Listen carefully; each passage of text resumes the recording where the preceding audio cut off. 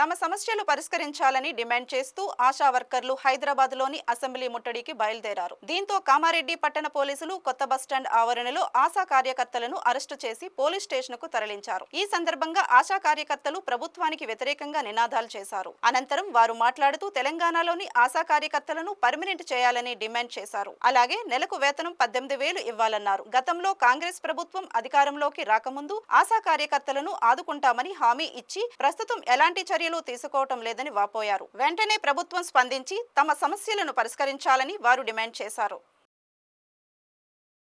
కోసం చేస్తున్నాము అని అంటే మాకు ఫిక్స్డ్ వేతనం 18,000 ఫిక్స్డ్ వేతనం కావాలి. మాకు పనికి తగ్గ పారితోషికం మాకు వద్దు, ఫిక్స్డ్ వేతనం కావాలి.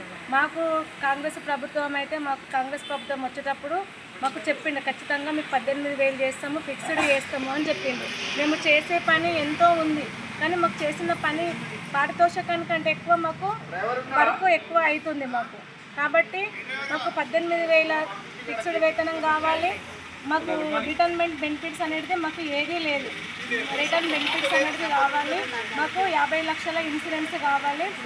చనిపోయినప్పుడు వేరే వాళ్ళకి అసలు డబ్బులు ఇస్తుంది, కనీసం మాకు మట్టి ఖర్చులు 50,000 కావాలని మా డిమాండ్స్. ఇది జాబ్ షాట్ కావాలి. ఎన్నో పనులు చెప్తుంది, ఆ పనులు కాకుండా మాకు ఈ పని అనేది మాకు జాబ్ షాట్ ఇస్తే ఆ పని ప్రకారంగా మేము చేస్తాం.